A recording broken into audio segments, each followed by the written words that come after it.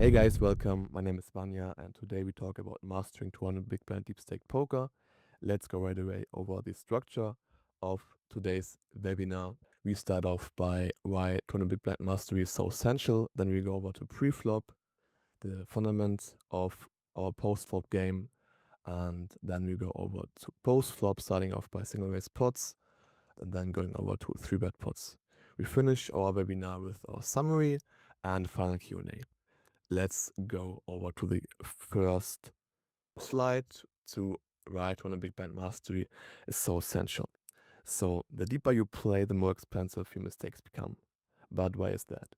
When you're forced to play more streets, navigating deeper into the game tree, and face additional decisions, the complexity of deep stake poker will increase. So many players just underestimate just how costly an error can be while overestimating their own skill set. So mastering this aspect where the potential for the highest win rate lies and where the most players struggle, we will gain a massive edge over our competition. So especially if you guys play deeper cash games or maybe early in the tournament, this webinar is definitely something for you. Okay, let's start off with our first chapter with this pre-flop. We're gonna start off with our slides and then go over into the sims when necessary. So we start off by the opening ranges for another gun. There are two different solutions. One solution is that the button has a flatting range, and the other solution is that the button has no flatting range in place, 3-bet or fold. And you can see that in both solutions, another gun player is opening slightly more at deeper stack depth. And the reason is that he can call slightly more against the 3-bet, and also implied outs go up if we are deep. So that's why another gun is allowed to slightly more at deeper stack depth. The button is even more extreme, right? Opening almost 4% more because position becomes more valuable the deeper we are, because we are forced to play more streets and more nodes, and the blinds are 3-betting slightly less, so the button is able to realize more equity in the opening line, so he's allowed to open slightly more. Right? Let's go over to defending the big blind and 3-betting out of position. What we can see is against another gun, but also against the button, we see that this is raising, the big blind is raising slightly less at deeper stack depth because it doesn't really want to build a big pot with the same hands as you would 100 big blinds deep, because the value threshold goes up. So we want to keep the pot smaller and build a pot only with a stronger range. That's why the 3-betting size goes up if we are shorter and goes down if we are deeper, because we don't really want to build a big pot when there's so much money behind being out of position. Another thing is, that's why we're going to take a look at the sim, is that the value of our offsuit combos actually go down. So you can take a look when we open on the button, big blinds 3-betting at 200 big blinds deep. We see that these offsuit combos, right? Let's start off by 100 big blinds deep, then it's more clear. We're gonna take the GTO 3-bet sizing. We see that these offsuit combos are slightly more preferred at being deeper stack depth, right? These hands. And if you go into 200 big blinds, you see that they're preferred slightly less often. And this is because if you are deeper stacked, multiplication becomes more important, right? Because these hands just mainly make strong top pairs, but nothing else basically. And we can't really stack off with a single top pair being so deep. So we need hands that have the ability to make the nuts. So hands like suited ace-6 goes up because they have the ability to make very, very strong hands across different runouts, and also have the ability to realize equity more often because they can float more often, right? Being suited with backdoor flush draw potential. So these hands go up, these suited hands and offsuit hands actually go down in value. Okay, that's for defending and 3-betting out of position. Let's go over to 3-betting in position. You're gonna see, again, there are two different solutions. When the button has a flatting range and when the button plays 3-bet only. In general, that's one clear takeaway. We want to play more hands on the button. That's the solution. With the button has a flatting range. At 100 big blinds deep, we're actually 3-betting slightly more. But at 200 big blinds deep, we are calling so much more. And one thing is very clear, at 200 big blinds, we are folding way less, right? And the reason is we want to play more hands in position at deeper stack depth. Also kind of just calling these milling strong hands, 8s, 9s, 10s, jacks, because they don't really want to build a big pot at that stack depth. They also don't want to face a forward, just in general preferring to play hands in position more often. So we are going to flat more often and definitely folding less often. If the button is playing a 3-bet only approach, then these hands are kind of forced to go into the 3-bet. So we see that at 200 big blinds deep, if we're playing 3-bet only, we play more 3-bets compared to 100 big blinds deep, and also going to use a larger sizing to give out of position reverse press to continue, right? So, okay, let's go over to the next point, last but not least, for this chapter. For betting out of position, there's two very clear differences. One is that we massively forward less. We can see this here, right? At 100 big blinds deep, we are forwarding 20.5%. This is button against cutoff. And at 200 big blinds deep, we are forwarding 14.5%, right? Calling way more. And a couple of reasons. One reason is that we want to keep, the pot smaller with our weaker hands and our medium hands. You can take a look just to illustrate this at the sim. Let's imagine the cutoff opens, button 3-bets, and let's put this at the cutoff 4-bets. We see that the cutoff is actually using these hand textures, pocket queens, jacks, tens, these middling strong broad raise way less, right? Comparing to 100 big blinds, for example. Here, pocket queens are forwarding pure, jacks are forwarding very pure, and these middling strong broad raise are forwarding decent amount, and at 200 big blinds deep is not happening. So we want to build our range more about aces and kings, right? That's the center of our forwarding range. If we want to put in so much money at that stack depth, we really need strong hands, and we're going to choose our bluffs more often from these polar hand classes, right? These hands that can nuts, but don't really care if they get 5-bet, right?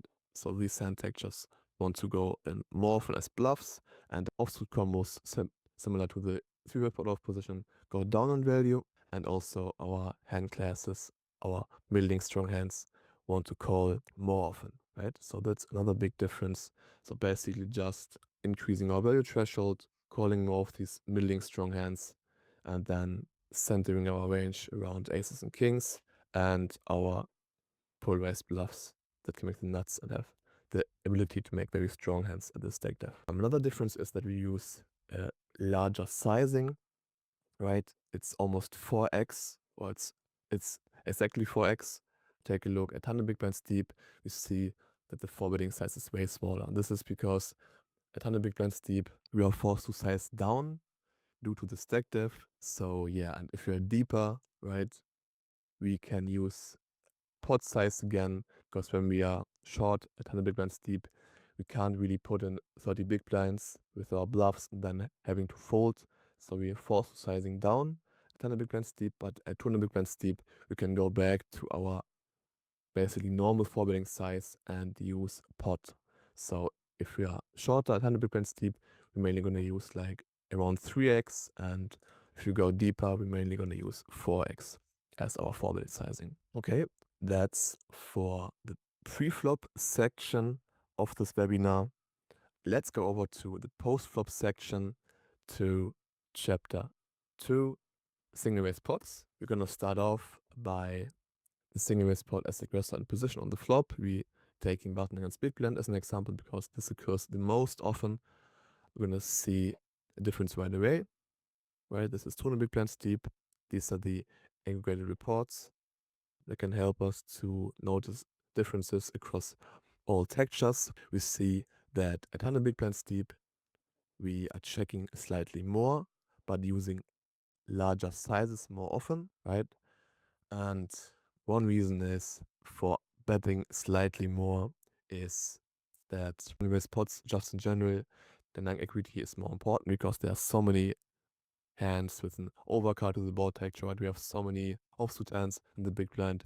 Ranges are very undefined, so the nang equity becomes more important.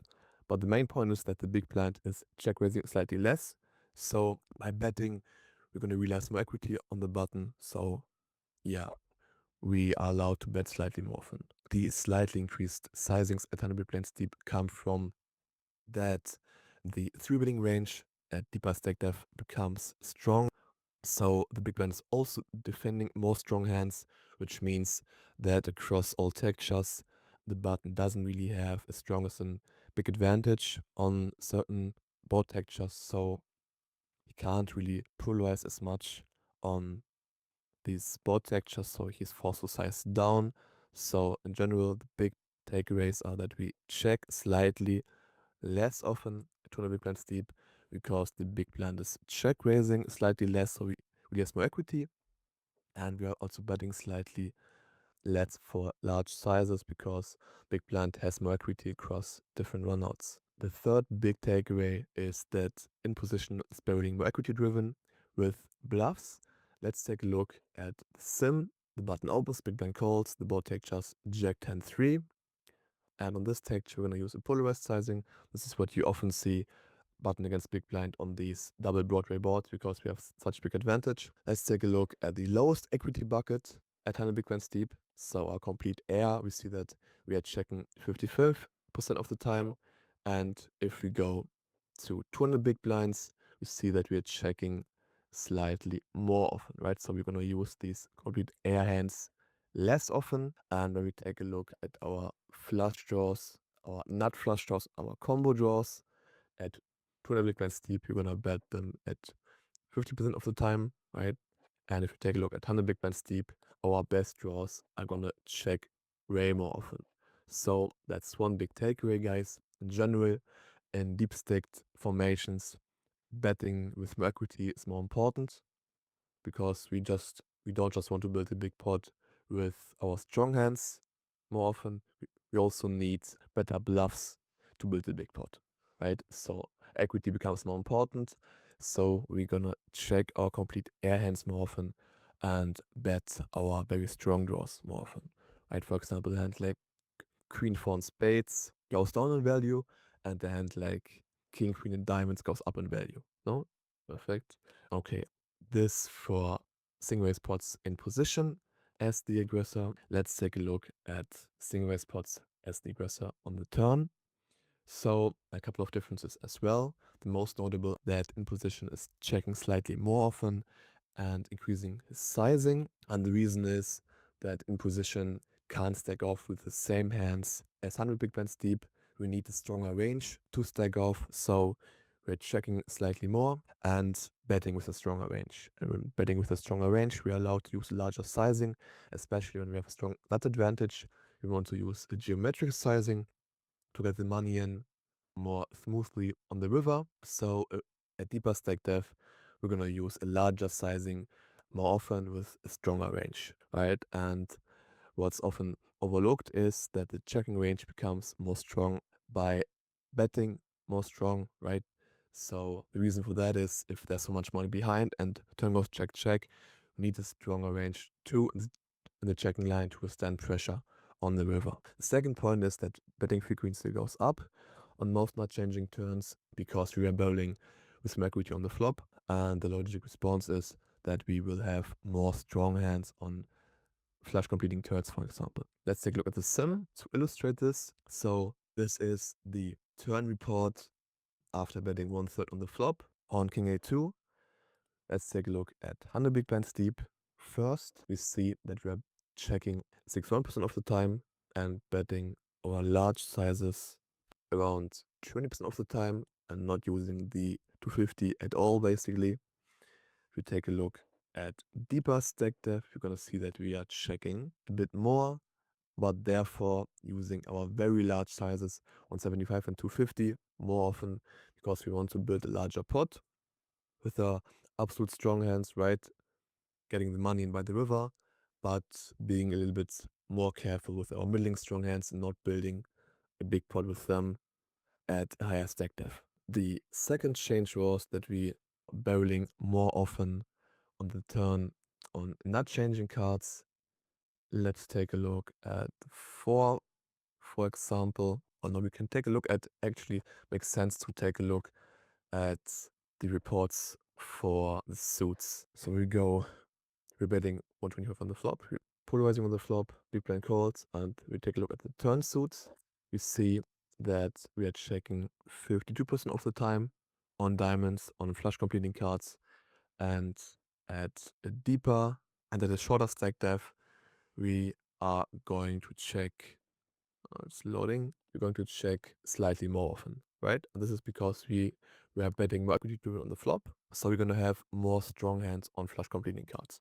That's one big takeaway. Similar to the flop, we will also bet more equity driven on the turn, so our complete and weakest draws go down in value, and our strongest draws go up in value, because we want to build a stronger and bigger pot, so we need stronger draws as well. Okay, that's for the turn. Let's take a look at the river and single raise pots in position. So the big point we need to face here is that there's often more SPR left on the river. If we are deep, that's very logical, right? Because we are a deeper stack depth. So we need to use larger sizes, and don't be afraid of using larger sizes, especially when holding the nut advantage. I want to show you guys a very interesting hand that illustrates this very well. This is the spot again. We are on the button, we open, big blind calls, flop is 6 for 2, using a smaller size because on this texture the big blind actually has the advantage. In nuts, he has 3-5 more often, 4-2, 6-2, so we need to be pretty careful here.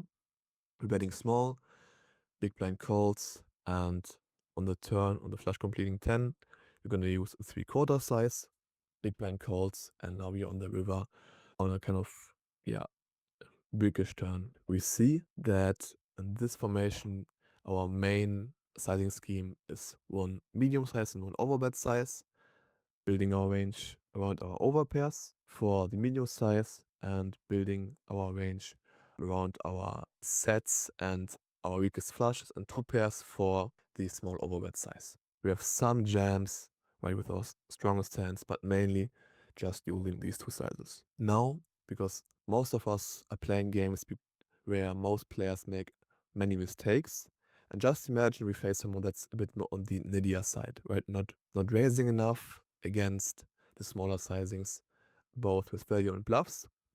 So just imagine you're betting on the river for 150 and the guy snaps you off with second nut flush. That would be a catastrophe.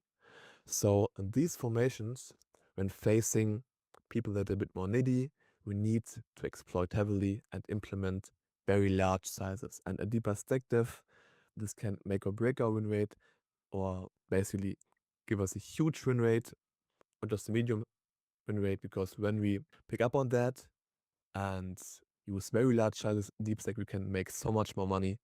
So let's take a look at my note-locked sim. I note-locked that the big blind is not raising enough with bluffs against our medium sizes, and also not raising thinly enough with value. And we see a very clear difference on the river, right? All of a sudden, we're gonna use way more large sizes, and our flushes basically all go in the very large sizes, right? And this is very important, guys, that you understand this, that you are not afraid of using very large sizes when you're very deep stacked, especially against certain player types who don't put the money in for you, so you have to do it yourself, right? So we see that our strongest hands always want to use larger sizes here and never putting basically any strong hands into the smaller sizing. That's one big takeaway in general. If you face opponents that are too passive, you never want to put your very strong hands into the small betting line for balancing reasons. You just want to focus, okay, this opponent is raising not enough against my smaller sizes, so we always put our strongest hands into the very large betting line, and sometimes even using very, very large sizes. So that's a very important takeaway, especially if you're deep, because you can make so much more money or leave so much more money on the table. So that's up to you. Let's take a look at the last slide for single raise pots. Single raise pots out of position as the defender. This is 100 big blind steep. The reports for 100 big blind steep, and these are the reports for 200 big blind steep. We see a big difference again. We see that at 200 big blind steep, we are check raising slightly less. Right here, we're check raising 12.8%, and at 100 big blind steep, we are check raising 13.3% plus this. So almost 14%. So we're check raising a decent amount more, 10 big blinds deep. The reason is we just simply want to keep the pot smaller with medium string hands. So we check raising slightly less often and calling more often, right? Because let's imagine you are 30 big blinds deep, so very short. You can easily get in the money with the top pair, but you can't do that if you're deeper stacked. So you need to be more careful, a bit more passive, and yeah, not really wanting to build a big pot with the same hands as you would 100 big blinds deep. The big takeaway, especially out of position again, is that you want to be more equity driven and want to use hands that have the ability to make very strong hands. And this goes for value and for bluffs. This might seem a little bit counterintuitive sometimes. And show an example. This is again button against big blind. Big blind bets small on the flop here. Let's go for 100 big blinds first. Big blind goes for the 1/4, the 1/3 sizing. And we see that and like Jack 5 here is check raising over 80%. And then like Queen Jack is check raising around 40%. Now let's go into the 200 big blind sim, and we see that the hand like Jack 5 actually goes down, is calling more often, and then like Queen Jack is preferred now. And this seems counterintuitive because I just said we want to use hands that are stronger, but the thing is that the hand like Jack 5, when building a very large pot out of position at the stack depth, is going to have trouble facing an all-in on the river because there are so many cards 6, 7, 8, 9, 10, king and ace where we get outdrawn by better two pairs. So we can't really build a big pot, or don't really want to build a big pot with marginal two pairs, right? That's going to be not as strong on the river. That's the big takeaway. We don't want to use the same hands, especially at 20 big blind steep. We need hands that are very strong by the river. And then like Queen Jack has the ability to make stronger backdoor flush draws, but also has the ability to make strong top two pairs, which means that we will have a hand by the river that is strong enough to, yeah, basically cooler, weaker two pairs. So that's one big takeaway. It doesn't mean that we always use top pairs over two pairs. Let's take a look at a different example just to illustrate this. For example, here we see that even at 200 big blinds deep, you use and like king 9 and queen 9 way less often than 9/7. But we will see if we go back to the 100 big blind sim that at 200 big blinds deep and like 9/7, whoop, right, goes down on value, and the hand like queen 9 goes up in value. It doesn't mean that queen 9 is used more often, it just means that the deeper you become, the more often you want to use hands that have the ability to make strong hands by the river and cooler, weaker hands. Hence, one big takeaway. And the same goes for our draws and not just for our value hands. Let's take a look at this example here. We face small sizing on the big blind on 6/7 2 with two diamonds, and at 100 big blinds deep, we're going to check raise the hand like Jack 10, right, around 13%. And we go back to the deeper stacked, we see that this kind of garbage hand only having two overcards. Sure, it's not garbage, but it's kind of the bottom of our check raising range as a bluff, right, is used way less often. And the reason is simply because we want to have, again, more equity with our draws as well. When we take a look at a hand like ace 8 in diamonds, a very strong draw, having the nut potential, we're going to see that a hand at 100 big blinds deep, like ace 8, is going to check raise around 19%. Let's take a look at 200 big blinds deep. We see hand like ace 8 is check raised way often, around 33% of the time, right? So that's the second big takeaway, that we also want to check raise more equity driven if we're deeper stacked. Okay, so that's for single raise pots. Okay, let's start off by the third chapter of this webinar, 3-bet pots. So most notable differences is that the button's betting frequency at deeper stack depth significantly goes down. We can take a look at the reports again. We see at deeper stack depths here, we are checking way more often compared to 100 big blinds deep. And the reason is simple. There are a couple of reasons actually. And one reason is that the equity denial becomes less important in three-red pots, right? Because ranges are more defined and out of position has more equity across all runouts compared to 100 big blinds because they're calling more of their strong pairs and more of their strong broad race. So you kind of don't really get to bet most of these boards. And the third point is that in general, when the equity is not stable, we don't really want to build a big pot. Equity not stable means when there are a lot of not changing cards. So for example, there's a flush draw, there are a lot of straight draws possible, then we don't really want to build a big pot, right? Because our strong hands, our aces, kings, queens, can't really get the money in being so deep on these board textures. So we rather want to be a little bit more passive. Also not being thrilled about facing a check raise with second pair this deck depth. So we kind of want to use less betting at deeper stack depth. Let's take a look at this, for example, at just to illustrate this at King A2. Let's go over to 200 big blinds deep. At King A2 with a flush draw, we're checking significantly more than if there's no flush draw, right? And if we take a look at 100 big blinds deep, there's basically no checking, right? So this just means that if the board is slightly more red, right, more draws, more not changing runouts, we want to keep the pot smaller and basically not putting in as much money as we would 100 big blinds deep. So the big second takeaway is that the sizing increases because there are certain board textures where both players have absolutely nothing. So hands like aces, kings, and queens are very, very strong. So we can see that we actually have larger sizes more often at deeper stack depths because on these board textures we actually want to polarize and get the money with the geometric sizing. So basically using the same size on each street to get the money in by the river. When we are deeper, we logically and naturally want to use larger sizes to get in the money. For example, I can show you a hand just to illustrate this a little on a board texture like this, where both players have absolutely nothing.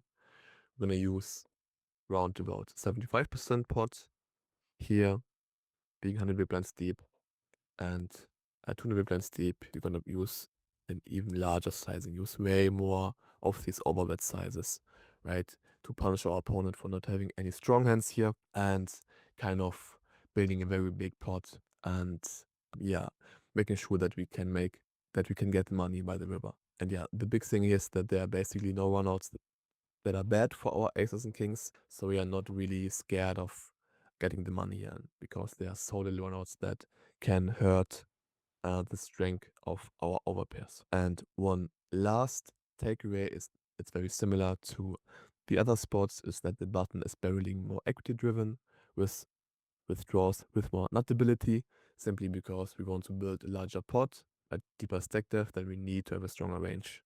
Not just with value, but also with, yeah, with our draws. So that's basically one takeaway you can use for all 200 big blind solutions that we want to use more equity driven bluffs at deeper stack depths. Yeah, so let's go over to the turn. The most notable differences on the turn are very similar to the turn in position.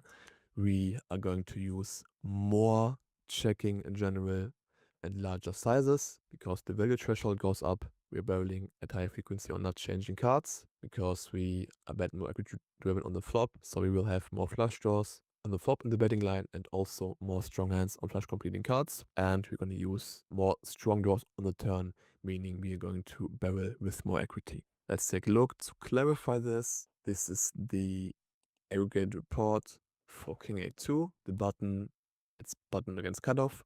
The button bets small on the flop, cutoff calls. And on the turn, we're going to see, let's go to cards. We're going to see that we are checking 45% of the time and using basically no very large sizes, so no overbets.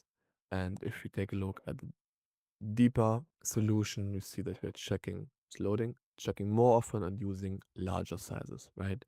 Because the hand like ace king, pocket eights, pocket aces, I really want to build a large pot And these medium strong hands like king 10, king 9, I rather want to keep the pot small, straighten the checking range, not really wanting to build a big pot. So especially on turns where we have the nut advantage, we want to use a more polarized approach, checking more often and using larger sizes. Okay, so for the turns that will change the nuts, let's take a look on 8, 7, 2. After betting the flop on diamonds.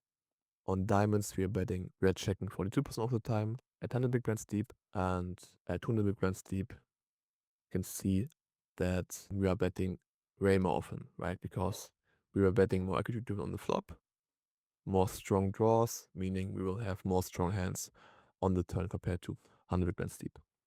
So this is also in most solutions that we use more frequent bets on flush completing turns. It depends a little bit on the solution. Sorry guys. If out of position has more suited at the deeper stack depth, it can actually backfire that we don't really want to use as many bets on flush completing turns, right? But in general, if ranges are similar, not change too much, we will see that due to our more equity driven bet style on the flop, we will use more bets on not changing turns.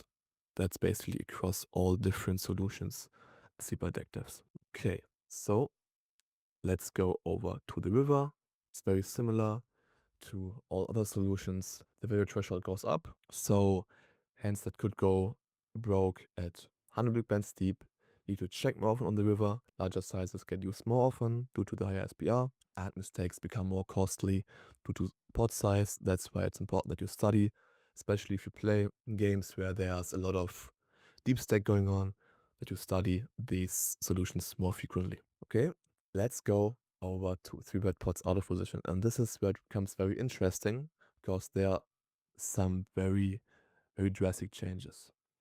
There's one difference though. Here we're going to take a look at two solutions because there's one solution where the small blind has a flatting range, and there's one solution where the small blind has no flatting range and just uses 3-bet only. So to cover both, we take a look at both solutions. The patterns that occur in both solutions is that large sizes get used less often. You can take a look at this here. Just to clarify, on the left, you're going to see the solution where the big blind, small blind has a flatting range. The small blind, and on the right, you see that the big blind, the small blind simplifies to 3-bet only. And in all solutions, we see that at 100 big blinds deep, you have more large sizes. At 200 big blinds deep, actually it goes down significantly. And there's one reason. If we are at deeper stack depths, out of position, we don't want to build a big pot when there are many not changing runouts, right? Because imagine we are on 8, 7, 2. So there are many turns that can change the nuts, like a 4, a 5, a 6, a 9, a 10, jack, a club. So many runouts that can change the nuts. But at this deck depth, we can still get the money in pretty comfortably with our overpairs here, and even with some top pairs. But if we are at deeper stack depths, we can't really do this. So if we see here, we are using larger sizes pretty often. And if we go to the deeper solution, we will see that we are using these large sizes less often and using more smaller sizes. And this is because, again, we don't want to build a big pot out of position when there are many not changing runouts. This is one big takeaway, because this seems kind of counterintuitive, because people say, okay, I need to protect my hand, I want to bet big, but if there's so many not changing cards on future runouts, then we don't really want to build a big pot, especially if we are out of position, because just imagine we bet on the flop large, then turn large, and then there's not changing card, and we can't check back because we are the first player to act. So we are the person that needs to act first.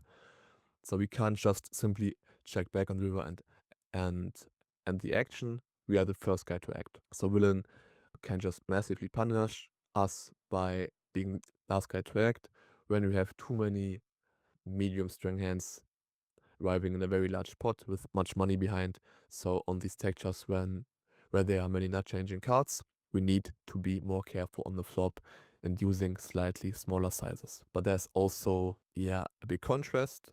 You can see this at the reports.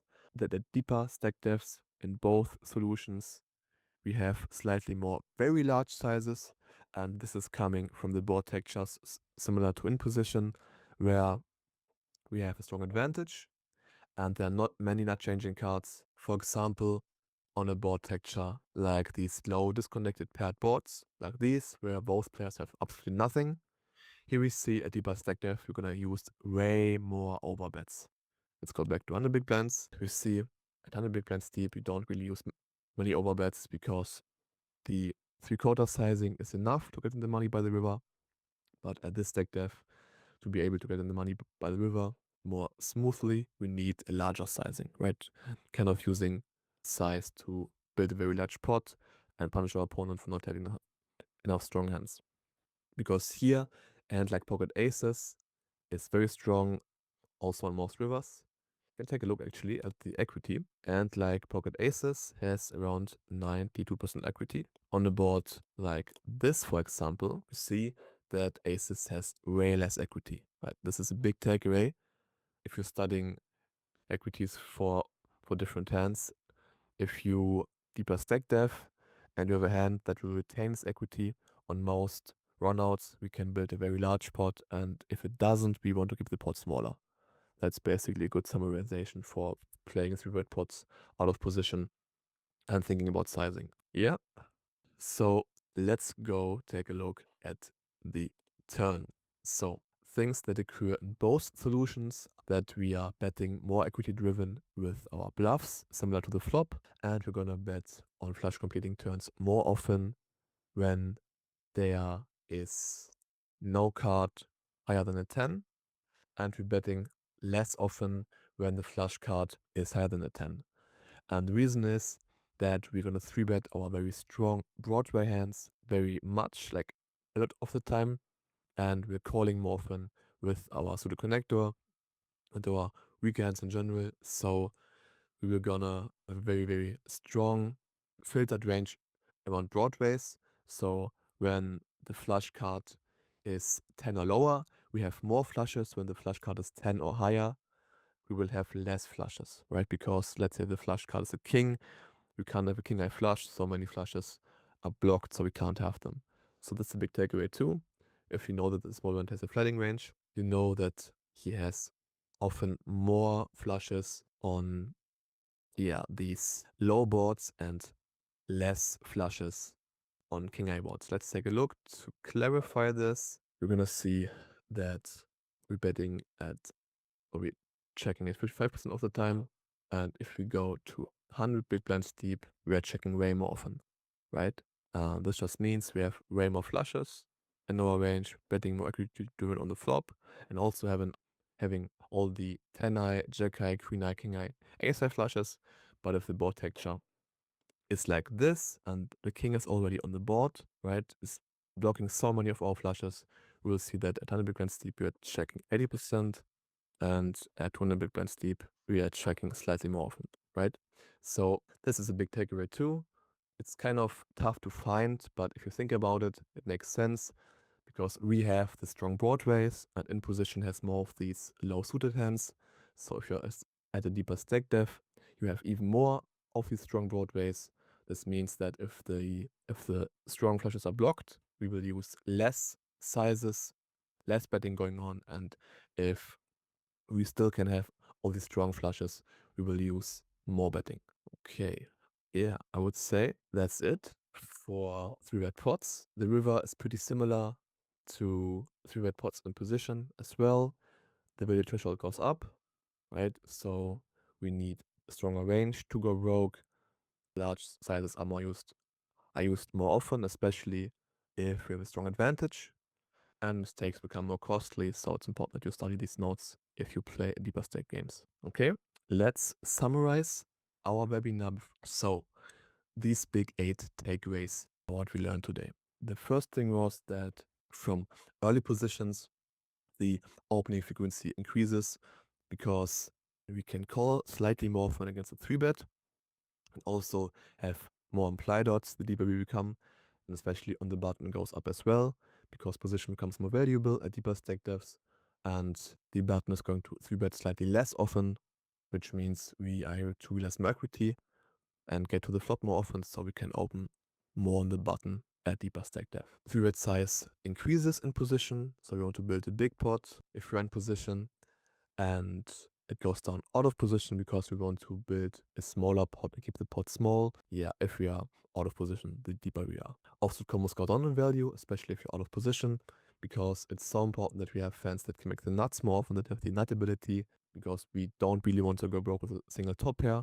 So hands like ace queen off go down, and hands that can cooler other hands and can go broke at deeper stack depths more comfortably go up. So hand like ace queen off goes down, and then like ace 5 suited goes up. Position becomes more valuable, right?